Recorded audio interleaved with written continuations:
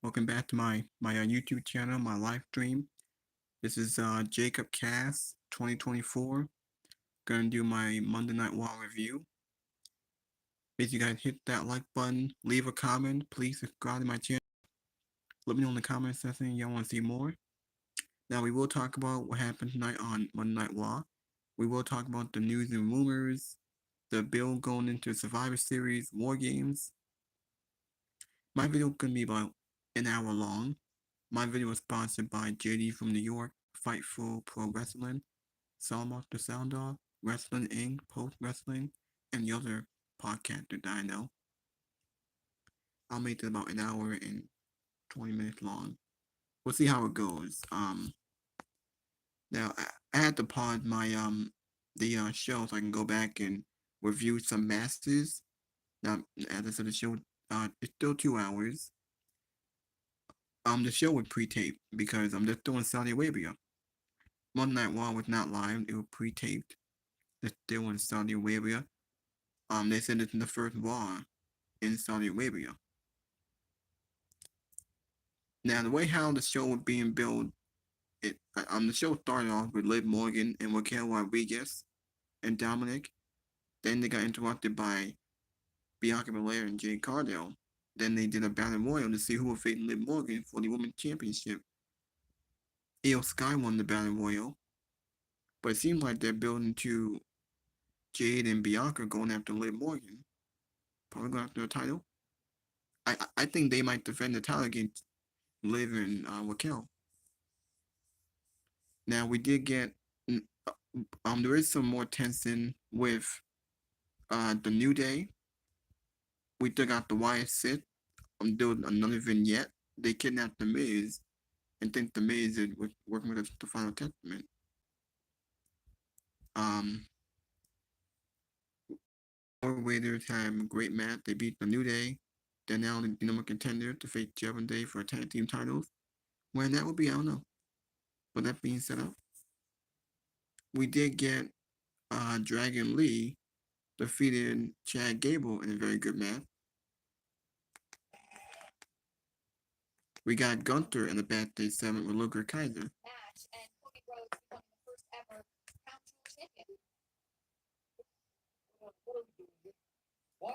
Now, let me know if y'all can hear the Monday Night Raw.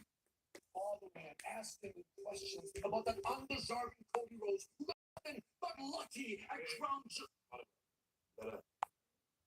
Cody and I might disagree with a lot of things, but at Crown Jewel on Saturday, didn't get lucky and we got undeserved. And Nike was the better bet.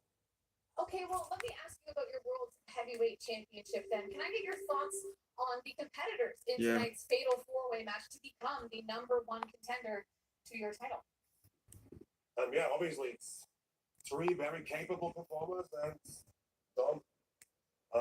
Seth Rollins, I think, speaks for himself. Y'all can hear it? I think Damien Priest would be another very good, difficult matchup for me. And there's obviously Sheamus. Sheamus, right? He wanted to take care of it. Anyway, whoever is the winner, it has to be dark because I don't want to show. And after Saturday, I don't want to show too much. Take responsibility. It's on me to do better. We both. Yeah. All right. So Damien Priest about to come out. So Damien Priest is. Oh, so I get the matches on right now. Alright, so here the Fatal 4-Way for the number contender for the World Heavyweight Championship. Priest, Rollins, Sheamus, and Dominic. That's gonna be the main event. There wasn't that much on this. Now, alright. Try to skip this.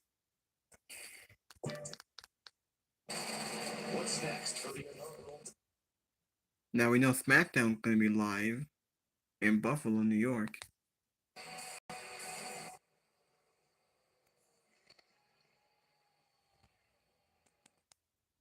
Alright.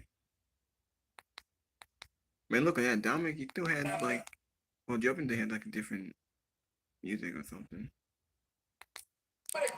Alright, here's the main event.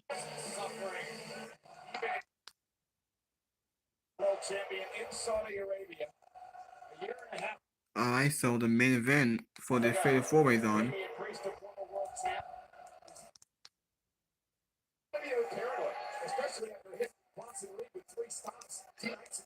What state am I in? Well, it's really none of your business, but I'm in Massachusetts. Alright.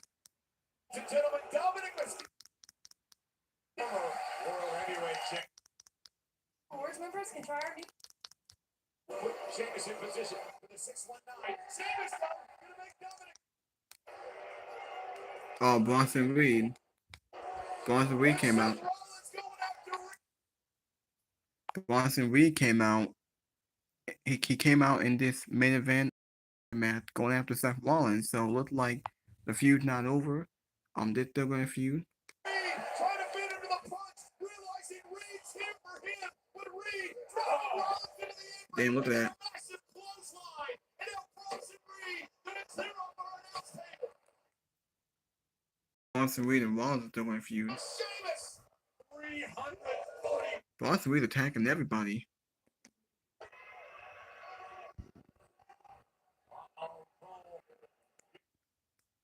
This guy does not care. He gets to attack everybody.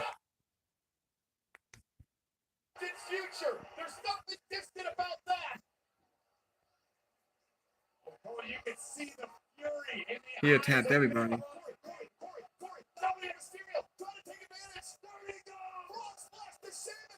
No way.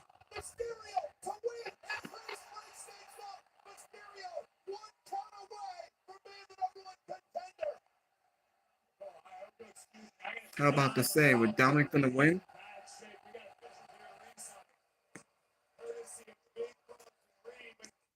How old am I? That's none of your business. I'm like in my 20s. Oh.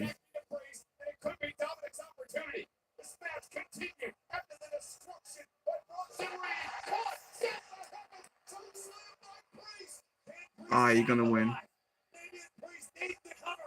There it is. Priest is the number one contender. It'll get his rematch against Gunther. Here's the winner, Damian Priest.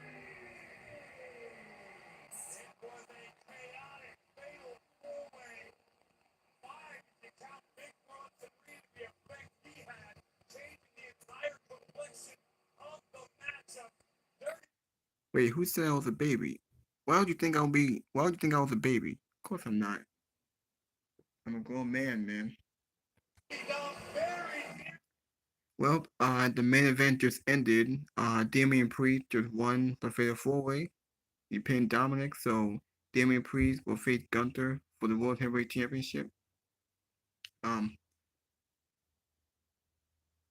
you think I'm cute? I think you are cute. What kind of question is that? Why are you asking me? Are you gay? Are you gay? Because I'm not gay. I'm straight. Anyway, I might as well get back to my review. Like I said, Damian Priest won this main event. He will face Gunther for the World Heavyweight title. Escape with a win. Alright.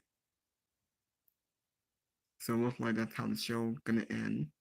Hold on. At the Covenant World Heavyweight title. Alright, might as well show. Wait, what? No, I love you though. Kind of weird, kind of odd. Why you ask me that? I don't know, but anyway, this is how Monday Night Raw ended with Gunther and Damian Priest face to face. So it looks like they will face each. I think they will face off at Crown at Survivor Series.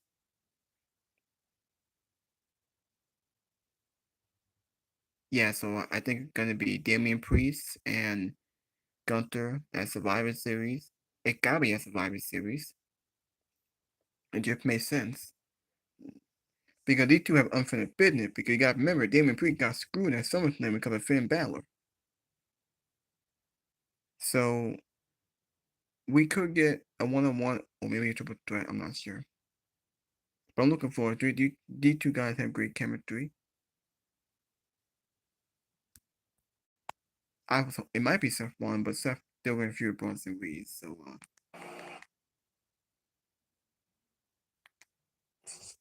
Yeah, she's totally right.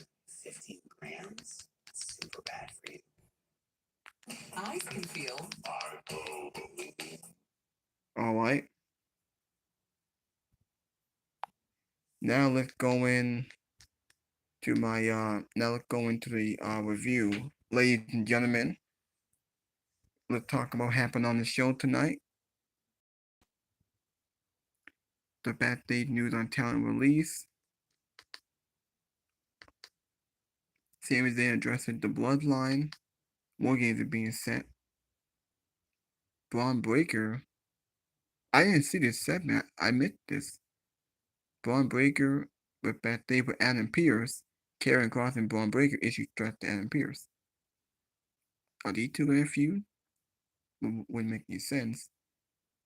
Maybe they found the maybe Kross and Braun might be feuding. I don't know. But the final testament gonna feud with the Y6, I think. Now since the show pre-tape, we gotta wait till next week until they're back into the stage until the show's live.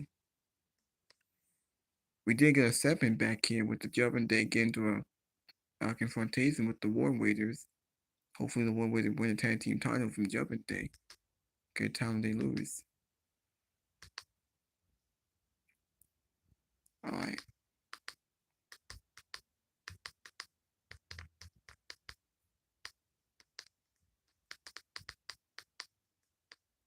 Now let's go into Monday Night Raw, ladies and gentlemen. What the? Alright, so this is what happened on Monday Night Raw. Now this is how the show opened up with Bianca Belair and Jay Cargill, Crash, Liv Morgan celebration. Clearly they're setting up a tag team title. I think Bianca and Jay, I think they found their opponent for maybe Survivor Series. I'm not sure. I'm not sure if Liv's gonna defend at Survivor Series. Since they teased they could be at Survivor Series. Liv and Raquel might face Bianca and Jade, or they might do it on Raw. I'm not sure. Or they could be setting up Bianca and Jade pretty soon, like down the line or something. Because there's no other tag team for Bianca and Jade to feud with. They already beat everyone. And they just beat 3 tag teams at Crown Jewels on Saturday. So who's next? Maybe Jade, maybe Raquel and Liv. They might win it. And then they can start teasing Bianca and Jade. We won't know. Bianca slapped Liv and a high state battle royal was set. Io Sky won the women's battle royal to determine the contender, so she'll face Liv Morgan. It's not gonna be a pay-per-view, I don't think. It's not really a pay-per-view very match, so they might do it on Raw like next week or in 2 weeks. It's just a filler feud for Liv Morgan.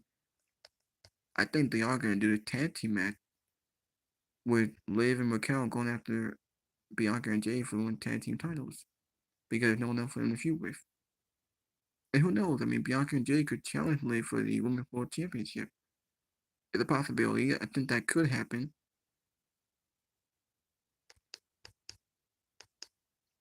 We did get a disturbing warning, a disturbing footage of Uncle Howdy holding the Miz hostage.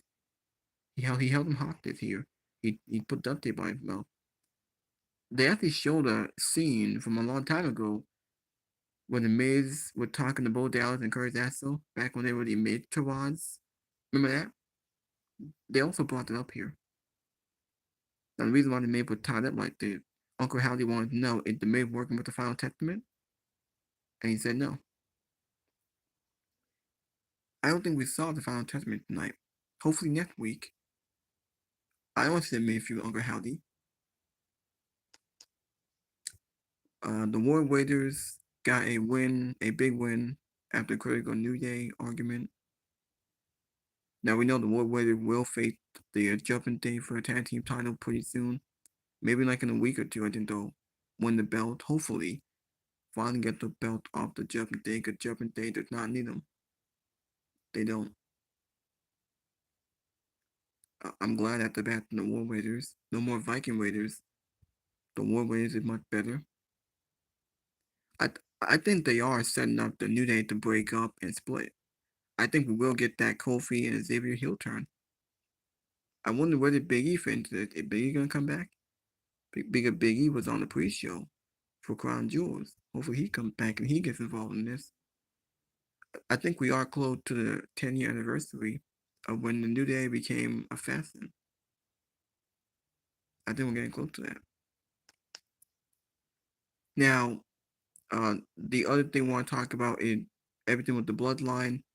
Sami Zayn, a proud Sami Zayn speech to his people in Abic. We got the segment with him and the Usos. Jay said, Sami Usos are family. Now, clearly, they're setting up war games. They're setting up Sami to help the bloodline again fight the other bloodline. Now, we will see them this Friday on SmackDown with Roman Reigns, so hopefully Roman's on that show. And then we'll see what happens there. Now, Sami Zayn did bring up some good points. Like Jimmy the one that super kicked them, and super kicked Roman, and super kicked Jay. I thought it was a very good segment that's setting up for them to reunite. It's setting up war games. Thought they were very good. It started real slow. I'm glad to see Sammy back in the storyline.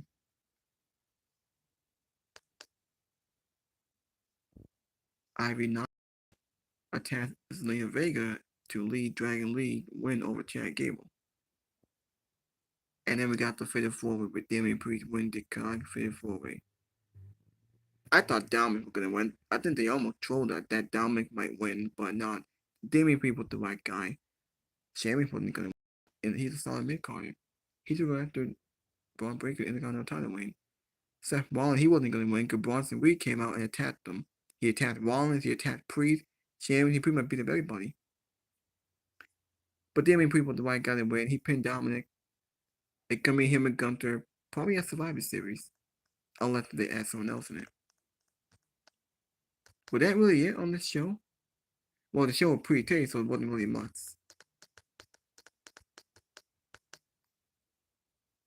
At least we know who the top champions are going to be facing. It's going to be, Liv Morgan and Io Sky for the Women's World title. The War Raiders will take on Judgment Day for the World Tag Team titles. Damian Priest will take on Gunther for the World Heavyweight title. And we already got War Games are being set with the Bloodline against the OG Bloodline.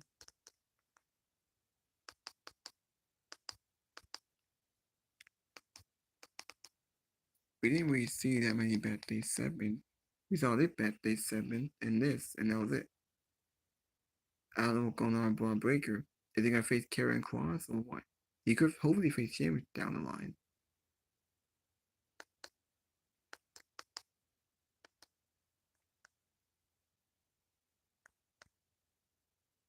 Alright.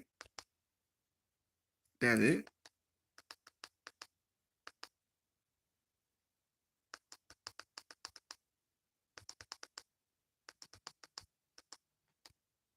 That's at 10:30. Alright. Now let's show the podcasters in this. Alright, let's see.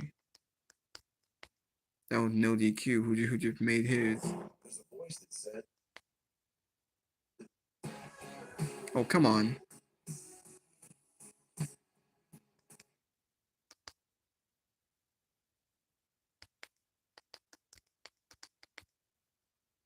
Alright. force of the group. He still may be like the Arn Anderson of this group. I'm looking forward to seeing who will be the next member. My money's on Leo Rush. I think it'd be a good thing for Leo, reuniting him with his guy Lashley from WWE. But I think they're motivated to say, we left so much on the table. If they left so much on the table in WWE. Alright, so let's show the other one. This is I own Hold on. Bloody. Damn it.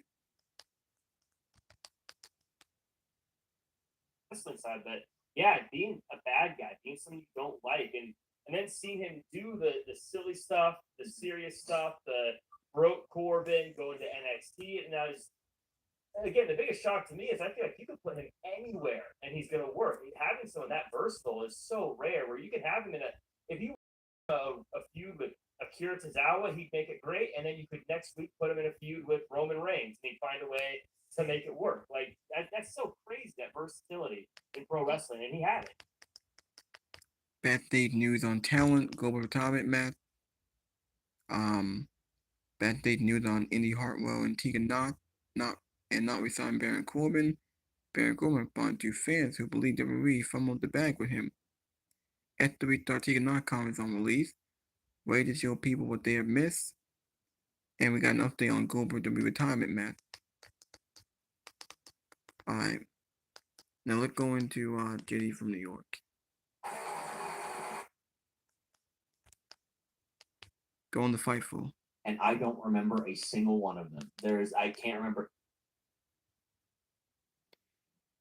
Alright, now let's go to Fightful Wrestling with Sean Ross Sapp and Denise Salcedo. Morning person, like I love. Sean, do you sleep? I'm sorry to cut you off, but I feel like you're up all the damn time. Like I could never predict when you're asleep. No. Wait until the middle of the day, and a lot of people will ask me, well, why do you, or how do you choose when you release news? Becky's going to be tweeting Raw for us. $2 million a year? Like, what's... Can you imagine Becky tweeting about Raw, like what she would tweet out? Yes. Talking about Baron Corbin, he was someone that was on the main roster, went to NXT, then got called up back to the main roster. And I'm thinking to myself, why couldn't he have just stuck around in NXT? Sean, you know they need more guys on NXT. I talk about this on a weekly basis where like that men's division feels super slim. And it's the same thing. For example, Dijak was another one that was doing a hell of a good job on NXT, gets called up again to the main roster, and then nothing happens, he gets released. Trevor Lee, Cameron Grimes, that's another person that also was part of NXT, gets called up, and then gets released. So it seems like that just happened that make no sense. Indy Hartwell, a person who got released too, she was NXT Women's Champion, gets called up to the main roster, has to drop the NXT Women's Champion, goes to the main roster, appears sporadically in a tag team with Candice LeRae, and then after that, a couple, however long later, she's released. So what I'm saying is, no, this does not really surprise me. We have a lot more details on that, what went into the decisions and all that. Here's our process of that. When we break that news, it's always up on the free tier of FightfulSelect.com. What? Oh my God. Yeah. Oh yeah, I was like, what the hell are you talking about? All of this is confusing to me. It's WWE through and through. I mean, God, she's doing commercials with Cardi. Which would not happen. That's a hell. And yeah, like sometimes the wrestlers sounded like whoever it is that was singing their songs. Like you could have. Been like, that the Al Snow catchphrase. WWE one, like the. And there were 3 underdogs that ended up winning. Oh, Crown Jewel. Yeah, Crown Jewel. Media tour. Oh my God, this dude is so funny, Denise. Like he saying all love to him, but we were doing it before. There's just Alex. Is Sammy still family? Jay says Sammy is our family.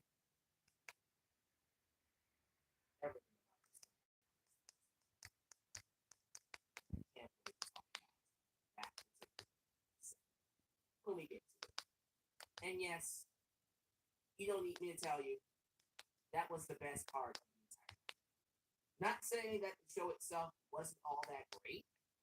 I think the show was solid. The crowd helped. But as I don't like Saudi Arabia pay-per-view. All right. Damian Priest gets a rematch against Gunther. Now this is AEW. Ricochet versus Zack Sabre Jr. at Wrestle Dynasty.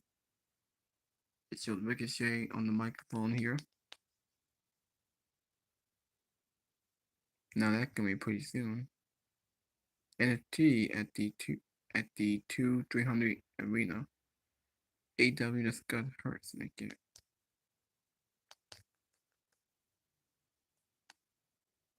Zelina Vega vowed to go through Ivy Nile in a quest for title gold. Well, he didn't win the Battle Royal.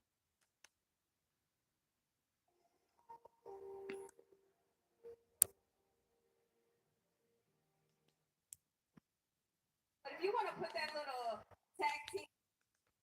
Oh wait.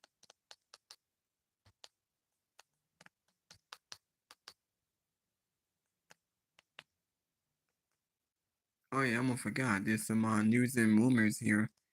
These are news and rumors here, where it went wrong for these three stars. Breaking down WWE new indie program. WWE this week announced the launch of its new Independent Wrestler Development Program, or the WWE ID program, as they're calling it. They already have their next in line program to recruit college athletes. They started that in 2021. Gable Steveson was their first NIL signing. That didn't work out too well. But Obafemi was part of their first NIL class, and he's turned into one of their biggest prospects.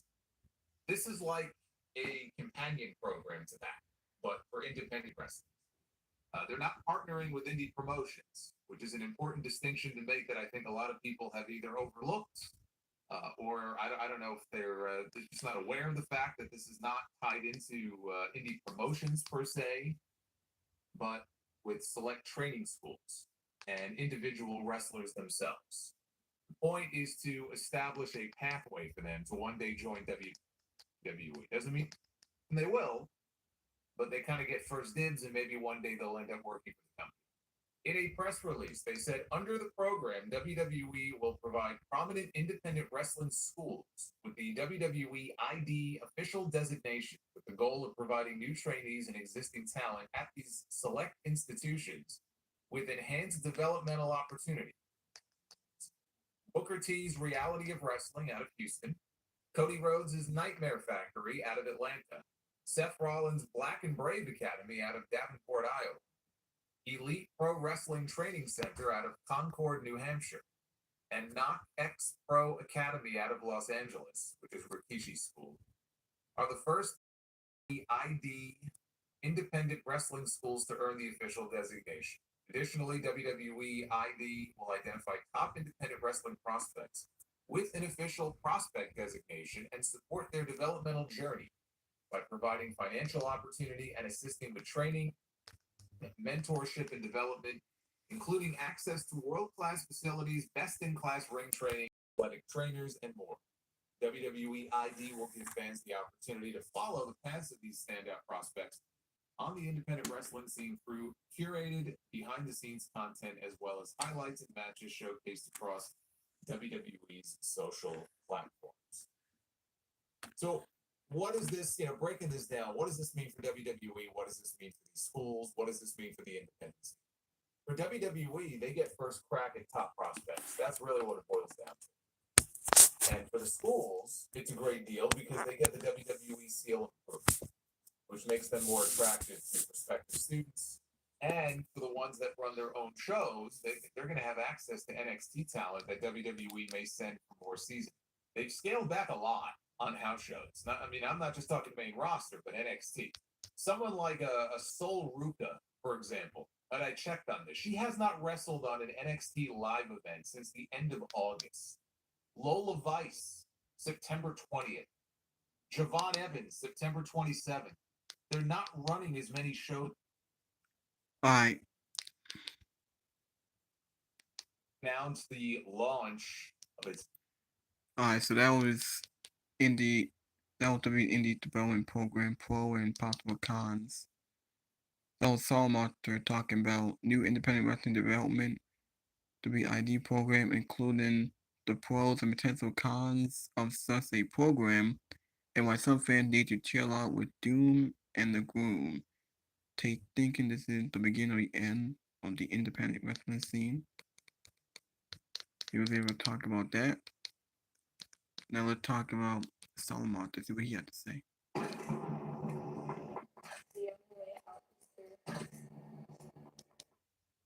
Damian Priest, Seth Rollins, Sheamus, and Dominic Mysterio, who beat Damian last week just to prove that he could be in the conversation for a shot at the world title. It did not work out for Dirty Dom. Would have been fun to watch him get his ass handed to him, but it will be Damian Priest. To the surprise of no one, Damian Priest, Seth Rollins, right? I mean, would anybody have been surprised to see Seth Rollins win? It had to be one of those two. Damian Priest is going to get his shot at the world title. When? We don't know, because Michael Cole said that it will be somewhere down the road. So they're not saying. But he is next in line now for the World Heavyweight Championship. We have Io Sky, #1 contender for the Women's World Championship. They decided that via a battle royal. Also, no indication of when the match will take place. It will take place sometime in the future. The television could be Survivor Series. We don't know, but we have #1 contenders now. With Rhea Ripley being out for who knows how long, they had to crown a new #1 contender. And I hope Rhea is not going to be gone for too long, but at the very least, they're going to have Liv run through one person, if not more than one person. They want to keep that belt on her until Rhea comes back. So Io is going to be first up. Sami Zayn. We saw what happened with him in the Bloodline on Saturday at Crown Jewel. Did not work out well. So we had a little Bloodline meeting, of course, with the most important member of the Bloodline missing. Sami Zayn and the Usos in the ring tonight to try to hash out their drama. Honestly, nothing. Oh, whoop, my bad. On Raw tonight. We want you to tune into SmackDown on Friday. And Chad Gable and Dragon Lee. There may not have been any championships on the line, but these two guys went out there tonight and they had a banger of a match. As taped shows go, not bad. Not great, but cheering along in the venue. And then you got Michael Cole, who I don't know if he did the show live or if he pre-recorded it or post-recorded it, I should say. All this, Denise, was the social clip that Karrion Kross posted last week. Did you see that? No. Oh, it's phenomenal. Was it the one where he was in his hotel room and then Scarlett came from behind? Yes. I saw like 2 seconds of it. I didn't miss anything from here. The broadcast, not through the speaker.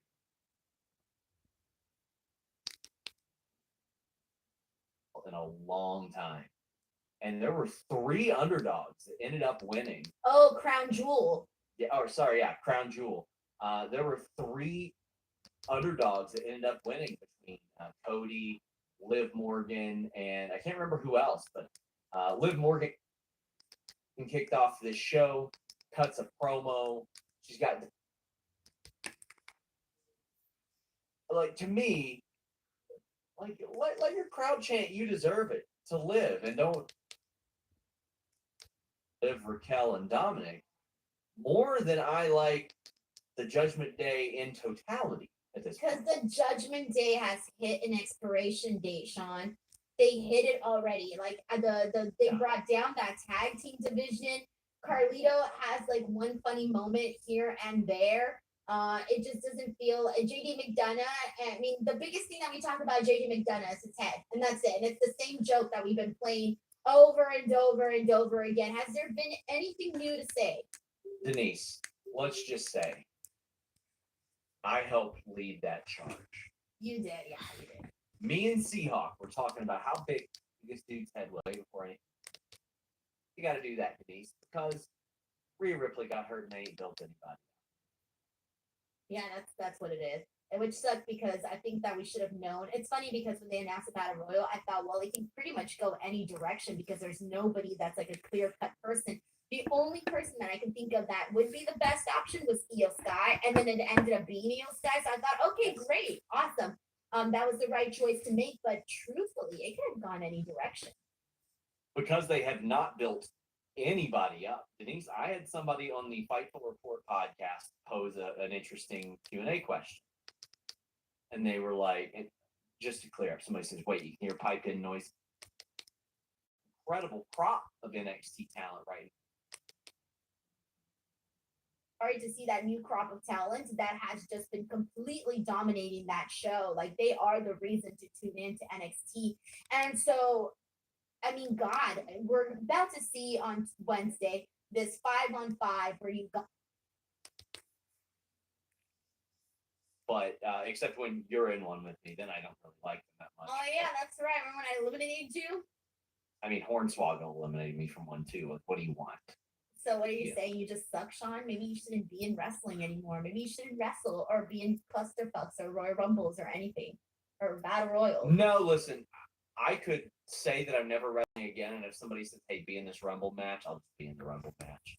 When are you booking? But I liked his personality on the show. I think he's funny. We are almost through the first segment of the show, though. Io wins the top contendership. I'm good with her winning the top contendership. She was on fire in this match as well. She just dropped Lyra on her skull on the apron. Jesus Christ. I am all for Io winning this match. No, I was very happy. I think she makes the most sense because, for one, again, when I was thinking about who would be the closest to being the best number one contender, it made most sense for Io Sky just because I feel like she has recently gotten like another wave of momentum that has come for her. Like people are kind of like remembering, oh yeah, we really like Io Sky. People have always liked Io Sky. It's not like people have returned on her or anything like that, but I just think that people have been reminded that they really like Io Sky recently again. And she's always that person that's having good matches with people. And I love the last few minutes with her and Lyra. We've seen her and Lyra mix it up plenty of times. And so for me, I think that Io made the most sense for that. And then also, I'm not necessarily expecting whoever won the Battle Royal to go and defeat Liv Morgan because it's clear that Liv Morgan is, they're in it with her being the champion for the long run. That's what it looks like it. And I don't think that they're going to have her drop the belt to Io, but I also feel like it doesn't hurt Io to lose to Liv Morgan. And I also think that Io and Liv can have a match that are going to remind people that, hey, yeah, Liv can go out there and she can wrestle and she can have good matches because a lot of what she's been doing the last couple of months has been so revolved around Rhea and Dominic that I do think we sort of forgot that, hey, you know what, Liv Morgan can go in the ring. Yeah. And I think that having somebody like Io Sky in a match with her will sort of remind people that this is a fighting champion, not just a champion that's all about Dominic Mysterio. We see a clip of it's New Day getting interrupted backstage, but we see The Miz getting like. This was so lame, Sean. I'm sorry. It was so lame. I didn't like it. Like it was just bad. It was not good acting. I think that's where I was at. It came off too corny, too cheesy. I made a joke on my watch along. Do you remember the movie The Hot Chick? Yeah, too, unfortunately. Do you remember Billy? Billy from The Hot Chick. This was, yeah, I didn't think this was good. The one positive I'll take from it is that we saw, Bo Dallas said, we were never after Final Testament, we were after you. And they had shown a clip of Miz talking to Bo Dallas and Curtis Axel years before. I'm interested in. I didn't see this 7 before. R-Truth to Damian Priest. I'm sorry I kicked you off the Judgment Day. Really? Because Damian Priest got kicked out on that day. Well, that was weird. I didn't see that segment. The best part of all this, Denise, was the social clip that Karrion Kross posted last week. Did you see that? No. Oh, it's phenomenal. Was it the ones where he was in his hotel room and then Scarlett came? And she's like, well, we should probably go help him. And he goes, how long ago? She was 20 minutes. I think the 20 minutes, no, I think it's 2 hours. Like, if we're being legit, I think it's 2 hours. If someone gets kidnapped, First the first 2 48. hours, no, but they said like the first 2 hours are like the most important. Sure. There's a first today. What if This they? is clearly a lie. What? I know, but I'm trying to make it. I want things to be realistic. Okay, we live in a day and age where we eat up crime podcasts and crime TV shows like it's nobody's business. I love crime. We're obsessed over here. Okay, so I'm gonna. Why do I care this much? I don't know why I care this much. I'm done. I'm not even gonna make a case for this. I don't even care that much. Denise, I'll tell you something I care about. Very, very serious matters.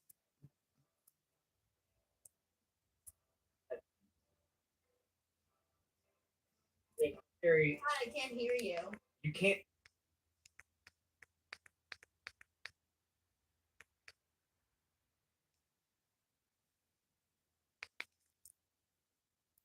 Go blue with Blue Chew. With the code FIGHTFUL, you get your first shipment. 2008. Oh, 2008. Okay. But there are some people that romanticize it. That's their nostalgia. I think it depends. Like every time, because I started watching wrestling. Like late '99 was when I started watching. What? And we're willing to foot the bill. Cole and Corey Graves highlighting just how miraculous it was that the War Raiders were even wrestling at this point. Like the commentary job that I thought that these two guys did was next level. They said that the War Raiders had to change their offense. And the War Raiders, I think they should be winning the tag titles at this point. They look great, man. They haven't missed a beat. I liked this match. It wasn't that long. I don't know how long it actually went, but I found that it was very entertaining though, because I think they're both good teams, And truthfully, I wasn't sure who was gonna get the win here. I do think it made more sense for it to be the War Raiders, given that the New Day are still teasing their dissension and all of that. And whatnot. But no, I thought this match was really good, man. I'm such a big fan of Ivar, dude. That dude, every single time. I mean, we've been seeing him wrestle now for several years, and every damn time this dude who's so meaty does anything agile, it still gets me every single time. And so I'm glad to see both of them back and in action. And this was a fun little matchup. It was short and sweet. Also, wonderful dudes. A few times I've interviewed them, especially Ivar.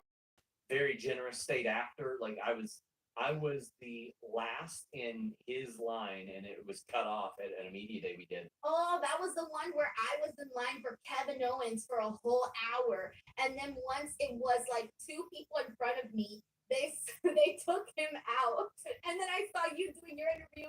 You did way more than me because I had chose to sit in that long. I made a bad decision to stand in that long ass line forever, and I should have gone to the smaller line. But then that's be able to cut that promo. He is interrupted by Jey Uso. Did you hit Roman Reigns on purpose? Jimmy Uso comes out and he's like, he did. And Sammy cuts him off and he's like, no, I didn't. He's like, and I only came out there to help Jay, but I gotta admit, for a brief moment, it was like old times. And Jay personally vouches for Sammy again and calls him Sammy Uso. And man, this is like, to me, Sammy is like Paul Heyman. Like he was brought into the family, so to speak. I thought this was a very effective segment, and like it was clear that they're going to be on the same page. It's clear we're headed towards Survivor Series. I thought this is pretty good. 3 thoughts. One, Jimmy Uso had the crazy eye. When Yes. he was, did you see that? He was so intense. He was like journaling. His eyes were popping out of his head when he was trying to sound Jay on his point about not trusting Sami Zayn. That was the first thing. The second thing, Sami Zayn absolutely loved his promo because he brought up points from the past. He brought up the trial. He brought up the fact that while Jimmy was trying to make Sami Zayn seem untrustworthy, he's like, really? Me? When you've been betraying your own brother, like how many times? Like with your past, you're making it seem like I'm the one who's not to be trusted. I thought that Sami Zayn's promo was smart. I thought that it made a lot of sense and it was real, Sean, because if you're in an argument with someone and someone is accusing you of something, you're going to bring up every single possible defense that you possibly can. And that's exactly what Sami Zayn reminded me of here. He looked like somebody who was defending himself and defending himself in a way where, yes, he remembered everything. Him telling Jay, I can't do this anymore. I love that. Why should he do this again? He's been here. He doesn't have to do this again. So I like that.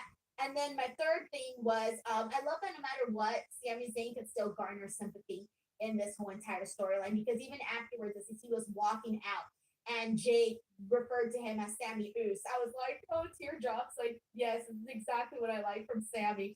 So the fact that they can still garner the sympathy was another strong point. So this was a good segment, and it was a good segment for Sammy because, like you said, connected with the crowd there and also with the crowd at home, like he always does. So not really a surprise. Tamel says, what is Adam Pearce getting for letting two top stars, Sammy and Jay, participate in SmackDown, let alone War Games? Well, I mean, he's had that Cody Rhodes fella show up on his show an awful lot lately. That's probably pretty beneficial. But I would like to see some sort of on-screen explanation or reason. Cody Rhodes, by the way, also a Bet Online AD underdog.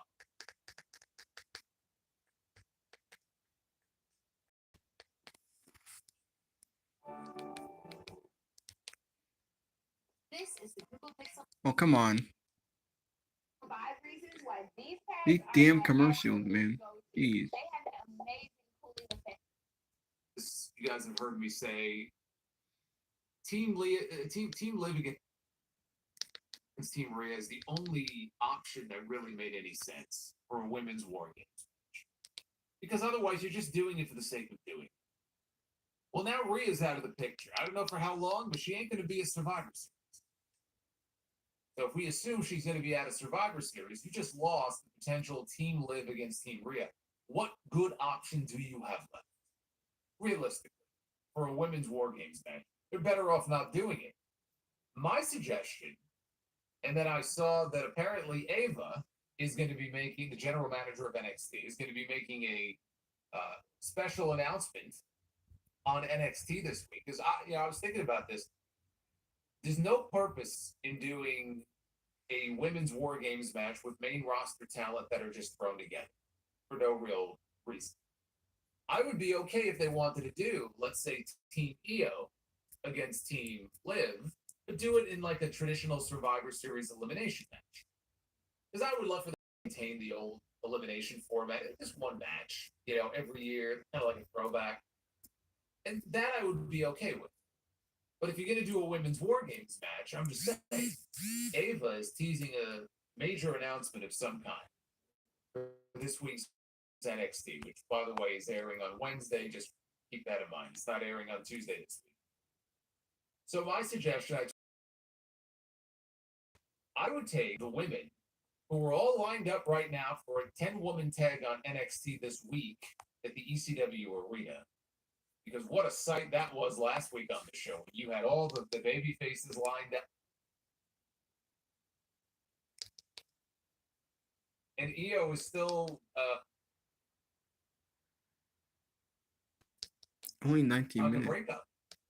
This is the first time that they have really teased that direction on TV. I mean, we've been talking about it for a while now, because that's clearly where we're headed, especially as we get closer to WrestleMania. Mentioned Crown Jewel before, just in case anybody missed it, because I was not live on Saturday, but it was part of the podcast this weekend, episode 886. Check out the Crown. But these two guys went out there tonight. They had a banger of a match. As taped shows go, not bad. Definitely not. But Dragon Lee getting a win, I'm telling you, even though it didn't happen in a clean fashion because of all the interferences and all of that, this match was freaking good. This match was I feel like we don't see these types of matches often in WWE, right? Yeah. Like we usually don't get to see this style as often. And so I really thought they freaking killed it. When Chad Gable got him with all those suplexes and then wouldn't let go, I thought that was cool. But then again, that one moment that I think of during this match is when I thought Giant Lee was going to die. I was like, oh my God, that one, oh my God, my heart stopped. I didn't think he was going to have enough time to like protect his head. Now, there was a bad day 7. I don't think I saw this. Jimmy Uso insists Sami Zayn stay away from SmackDown this Friday. That was 3 minutes ago. 3 minutes ago? And these are bad day segments.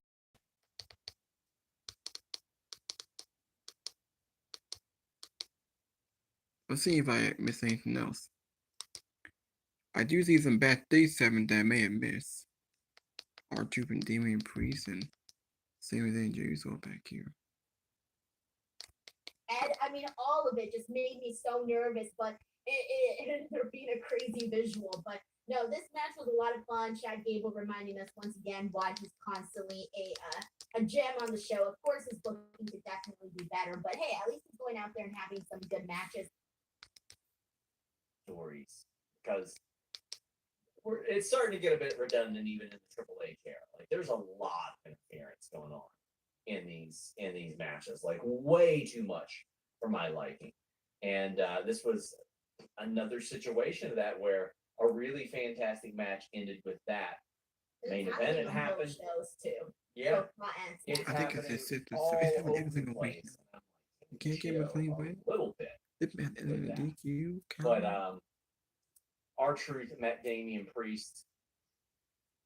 Finn appears to be jealous of Dom. Seth Rollins had an interview saying he would regain the title. Anything stand out to you here? Anything like? I don't even remember this. Yeah, there was just a variety of backstage segments. Yeah. I don't even remember this. What does that say about me? I don't remember this. What did they even say? I believe R-Truth ran into Gable, and he said,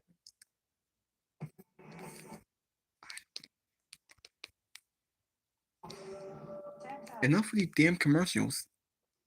Jesus, man. I'm not with the Final Testament, and it's all just a big misunderstanding. It's Tuesday, and we should. Alright, so let's go back to JD from New York. Let's see what he got to say to this.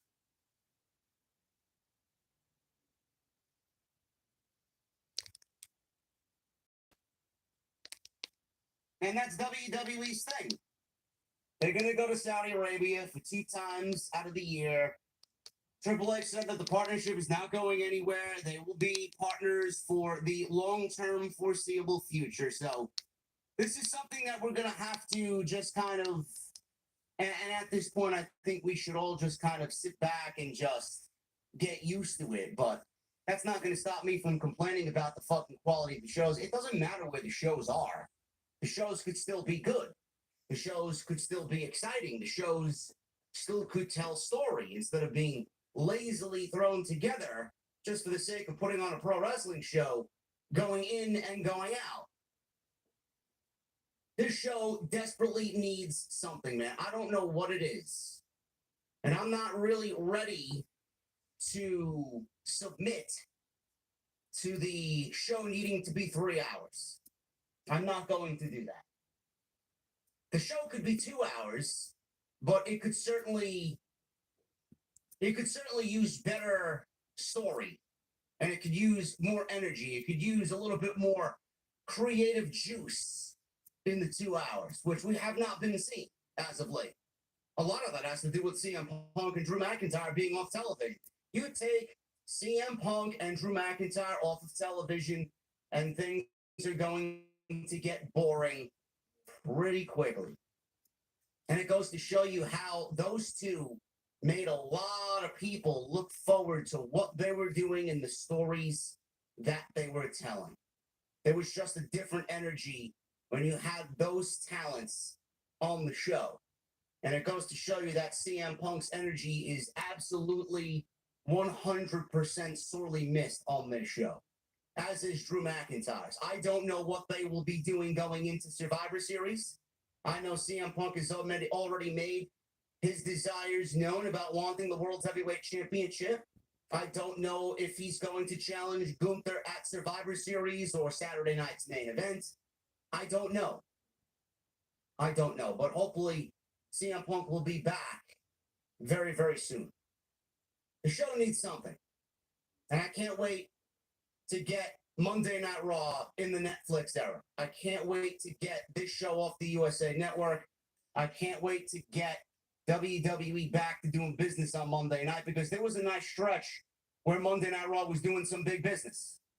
People were excited. People were excited to be here. People were excited to watch us.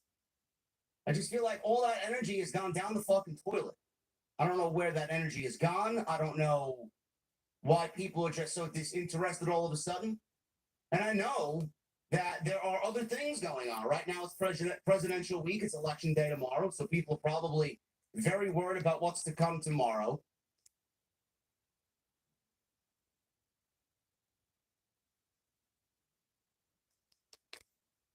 Cody Rhodes. We're going to need more than that. Outside of the bloodline and Cody Rhodes and Kevin Owens and Randy Orton, which right now, both of those stories are happening on Friday night. Yeah. What's happening on Monday? Nothing. What's the big hook on Monday? Nothing. Does anybody know? Nope. The big hook on Monday is the storyline that's happening on Friday. Yeah. The big hook on Monday is the bloodline. Sami Zayn, Jey Uso, Jimmy Uso. That's the big hook. Like, I get it. I understand that that's the biggest storyline in the company. But what are we getting excited about on Monday? What are we getting really excited about on Monday going into Survivor Series? Liv Morgan? Liv Morgan and the World Heavyweight Championship. That's what you want me to be excited about. Yeah, we'll just throw all the women in a battle royal and we'll crown a #1 contender for the Women's World Heavyweight Championship. That's not a story. Some of you might find that to be exciting. I, for one, do not. Yeah. I think it's lazy. It just felt. I don't really give a shit about Liv Morgan. Yeah. We're long overdue having her drop that championship. Rhea Ripley right now is out with an injury. That's not happening anytime soon. Io Sky is now the #1 contender for the Women's World Championship. I wish WWE would pull an absolute fucking shocker and have Io win the fucking Women's World Championship. Because God only knows the fucking division needs it. That's not a story. That's not a story. We need something a little bit more than that. What's the big story coming out on Monday? Damian Priest? Damian Priest and Gunther wrestling for the World Heavyweight Championship at Survivor Series. Great. Been there, done that. I don't think anybody expects Gunther to be losing the World Heavyweight Championship before WrestleMania, especially now with the Bill Goldberg rumors looming after he announced he's retiring in 2025, and he's already made promises that he's going to find Gunther. We need something a little bit more than that. There's nothing on Monday to keep your interest. There's nothing on Monday to whet your appetite.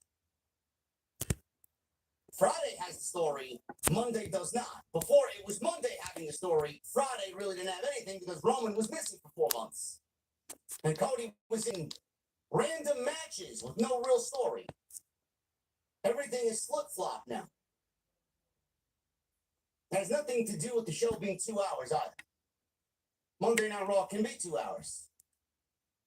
But moving to Netflix, WWE's going to have a little bit more leeway in between 2 and 3 hours. They're not going to be 2 hours exactly. They're not going to be 3 hours max.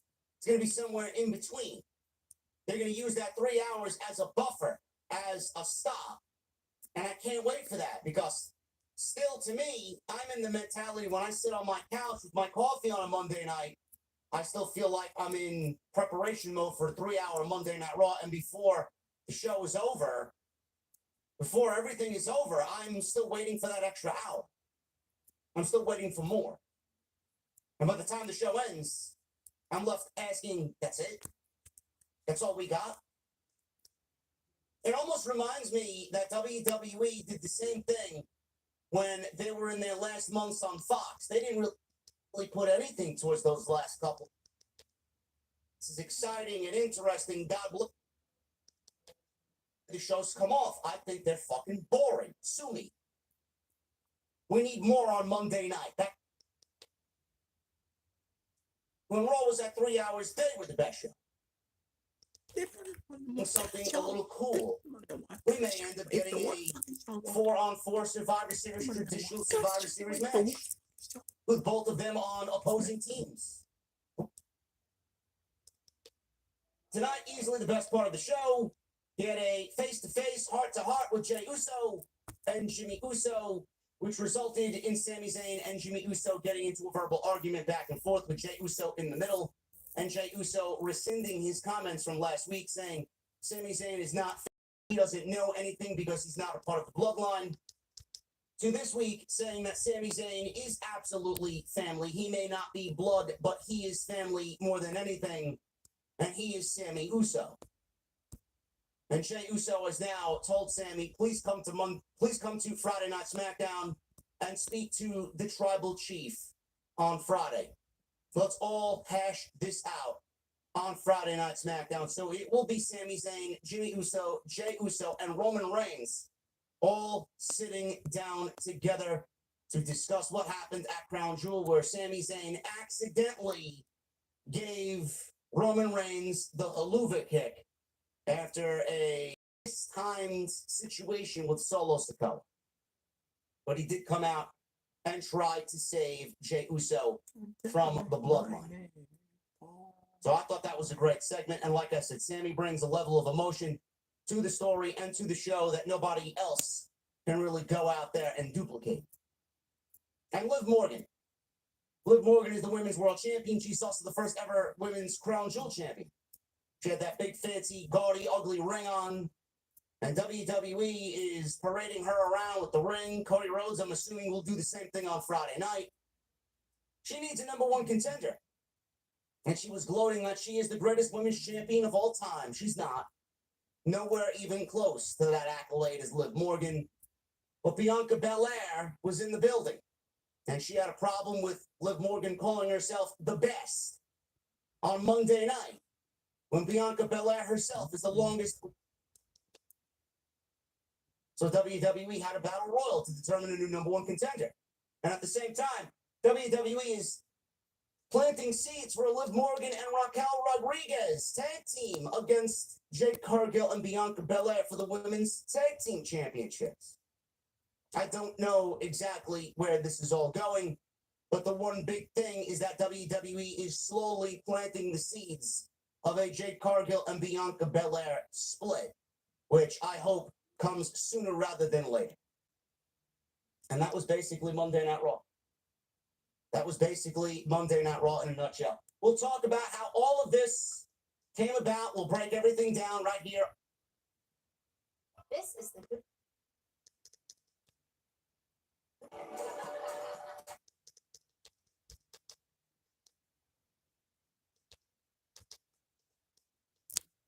Well, that was it.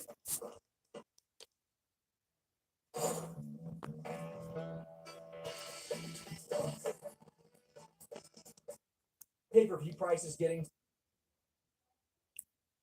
Only 55 minutes. Probably because there wasn't that much to talk about on this show. I think I'll end my video pretty soon. I'll just end it quick, because there wasn't much to talk about on this show. Hopefully there's a lot to talk about on SmackDown.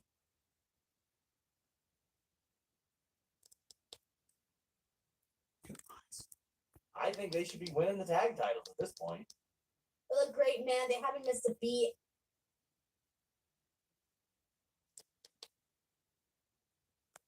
I love that no matter what, Sami Zayn could still garner sympathy in this whole entire storyline.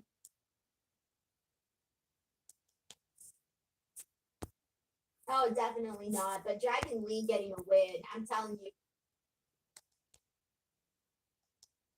Main It's event, happening it on happened. both shows too. Yeah, Both Raw and it's happening all over the place. And I'm like, can we chill a little bit? with that. But R-Truth met Damian Priest. Finn appears to be jealous of Dom. Seth Rollins had an interview saying he would regain the title. Anything stand out to you here? Anything like? I don't even remember this.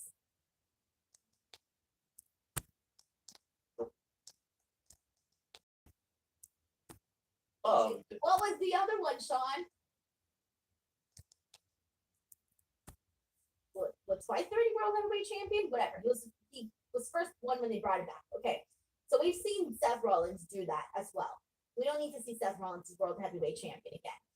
Then I thought, okay, so that leaves me with Dominic and Sheamus. Dominic has been on this whole nobody believes in me the last couple of weeks. So I thought, okay, I know he's not going to get a victory, but he's going to probably get a victory with some sort of shenanigans. And then when Bronson Reed came out and did his whole attack, and Dominic was the only one who didn't eat the tsunami, I thought that was where Dominic was going to win. But then when Damian Priest broke up that pin, I thought, oh shit, I guess they're not going that direction. So when Damian Priest won, my reaction was, oh my God, are they going to take the title off of Gunther? Because I don't know how I feel about Damian Priest losing to Gunther again. But then that leaves me with, we can't take the title off of Gunther yet. I'm not ready yet. So it left me with conflicting feelings. I was frustrated about the fact they beat Damian last week and put him in this match. And then I thought back and I'm like, well, when's the last time that a singles wrestler won a match that doesn't have a title now? And I'm like, probably Xavier or Kofi in a couple of their matches, maybe like R-Truth against The Miz like a month ago. Like they don't just have some people that are getting built underneath. Like it's pretty standard there, but I'm just like, why? It just didn't make sense to be like, okay, you've lost to Dominic, here's your top contendership match.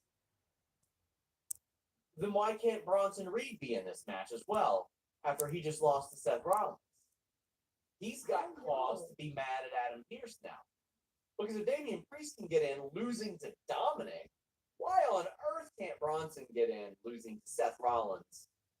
You know what I mean? Like, it just doesn't make a lot of sense there. And that was, despite the action that was really fantastic here, it was just nonsensical. Commentary said he'd get a title match in the future, didn't specify when. Sheldon asks, is there a possibility that WWE either removes Priest for Punk or simply adds Punk to make it a three-way for the title? Well, Sheldon, as we had just mentioned, they didn't say when. It could be on Raw, it could be really whenever. We don't know necessarily when Punk is coming back. I mean, obviously it wasn't going to be before tonight. He was not going to work Saudi. But wouldn't surprise me to see him pop back up next week and get the ball rolling on something. But this isn't a situation, I don't think, where they're like, oh my God, we got to do this match at Survivor Series. We know what's going to happen. Gunther's going to face Damian Priest, and guess who's going to get involved? Same sons of bitches that get involved every single time. And this is why I want WWE to freshen things up. Right now, it feels like they're coasting. It feels like they're on cruise control with some of their booking. And I don't want them to be on cruise control. They've got a healthy lead right now. Step on the gas. I don't like it when my team is up 21 points and they're just like, we're going to play lazy. No, I don't like that either. I want WWE to step on the gas. Keep doing creative stuff. Well, they have right now, I feel like their big focus is primarily the Bloodline, just because that's like the big War Games match that we're expecting. So that's Yes, of the course. thing that we have this year. Saturday night's main event's the other big thing, but I don't know how much, they're going to invest in that. So really, they kind of have like these next 2 months to really do whatever they want. They don't have to work that hard, I guess. And then that they're going to kick things off again hot in January, hopefully, obviously, because it's Rumble and Mania season. So maybe they are in cruise control. I don't know. Also, Gunther faced off with Damian Priest after the show. Damian Priest had words on, I think it was Raw Talk or Digital, for Gunther and Bronson Reed. So he ain't forgotten about that. Like, it's still on his mind. And eventually, I think we're on a track for Gunther and Bronson Reed eventually as well. But yeah. Denise, tell the people I'll where tell they you can what. find you. I'll tell you what. Once I beat Seth Rollins tonight, Until next. I'm getting added to This that is match. Google.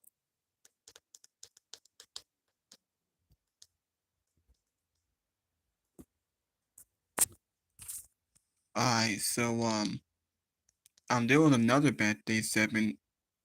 I didn't see this one either. They put this outdated. Kofi Kingston learned Raw will honor the New Day 10-year anniversary. Wait, is that next week? To a Slim Jim. Unacceptable. Yeah.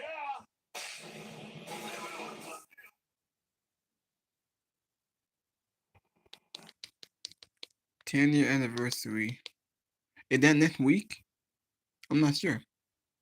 Adam Pearce opposed Kofi Kingston to oppose Kofi Kingston's got decorating an entire episode of Raw to celebrate the 10-year anniversary. So that could be next week. Maybe Xavier Woods might turn heel. I don't think Kofi will. I think Xavier Woods will. Because they've been teaming it the Sensing for like a few weeks, 2 months I think, with the New Day. It's all set enough for Xavier Woods might turn heel.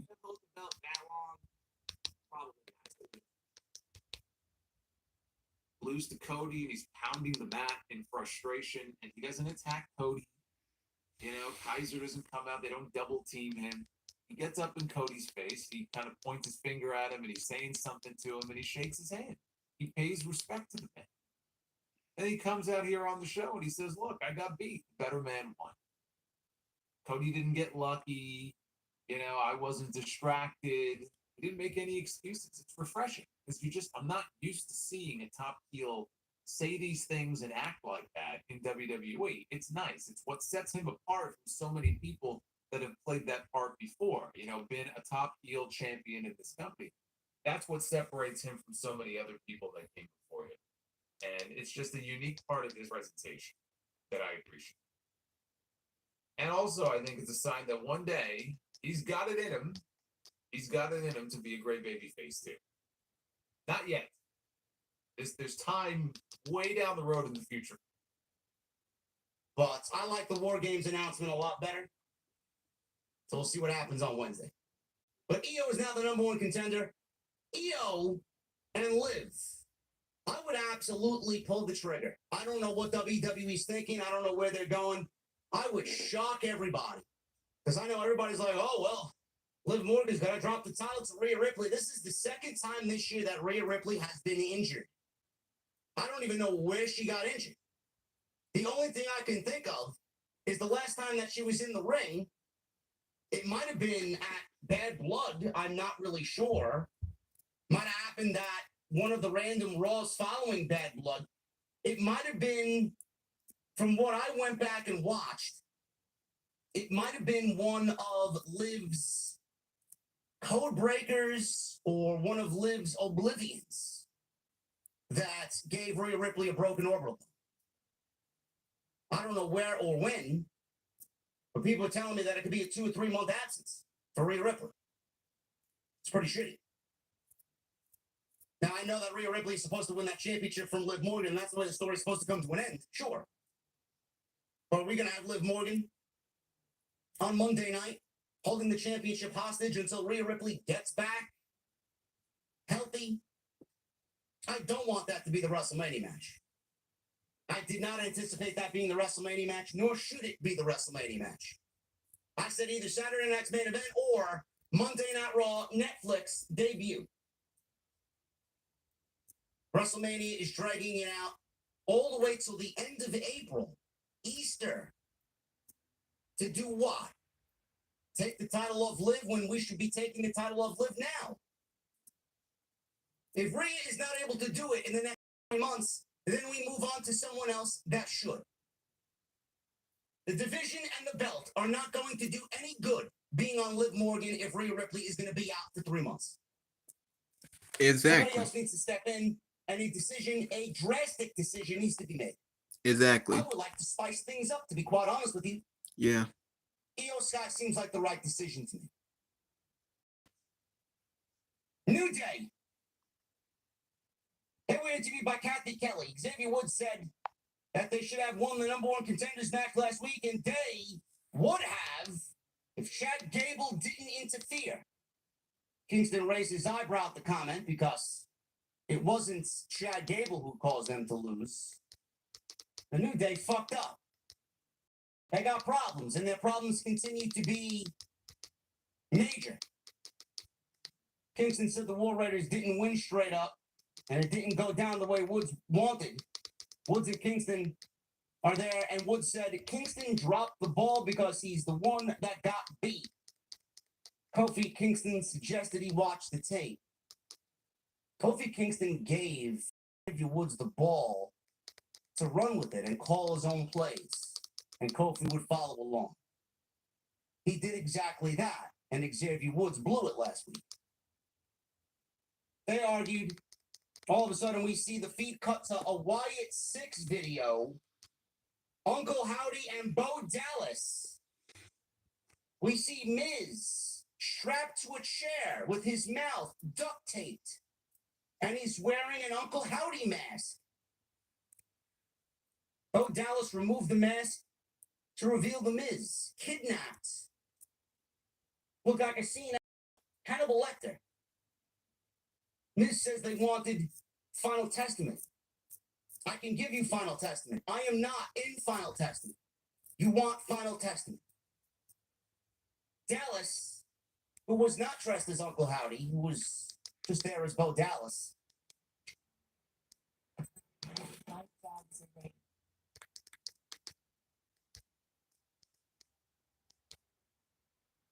Instruction here from Bronson Reed. Dom waits until Reed leaves to take advantage of the situation. He hits Sheamus with a frog splash and he has him pinned. Priest is just laying there, but he kind of rolls over and he breaks up. Dexter Loomis, Mercy the Buzzard, in his mask, came up from behind Miz, and the feed cut out. This was some creepy shit, man. This was some creepy shit. They kidnapped the Miz. Yeah. Now, I know this Wyatt 6 stuff is not for everybody, but I thought this was incredibly well done. Yeah. I love the ambiance of these vignettes. I love how creepy they are. They're a lot more creepy than they are when Bray did them. I think Bo is doing an excellent job of being creepy and the way that he speaks. I mean, if you didn't really know and you didn't look, you'd think Bray is fucking speaking in these promos. How similar they sound. But I love the way that they're shot. They got this old VHS tape filter, and you start to see the screen stutter as if it's an old tape that's not really playing clear. And it's got the wavy lines through it. It's got that VHS filter, like I said, on it. It looks very retro and very old school.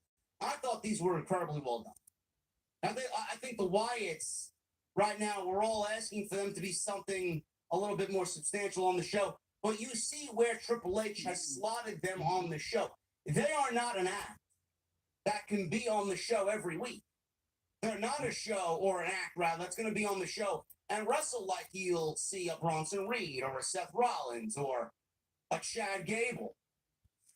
They're not that type of act.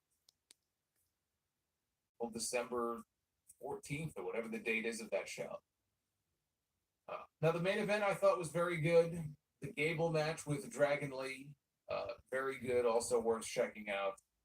The Bloodline segment was fine. I mean, again, it was kind of a waste of time. It was nothing terribly exciting. And that's about it. Not bad for a tape show. If that was all that there was to it on a 3-hour show, that'd be a thumbs down. I'm sorry.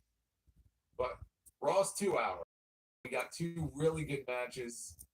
Again, we had the Bloodline segment. I didn't care for the women's battle royal. Just if that was a men's battle royal, I would have felt the same way. It has nothing to do with the fact that you had women in there who are, for the most part, not over.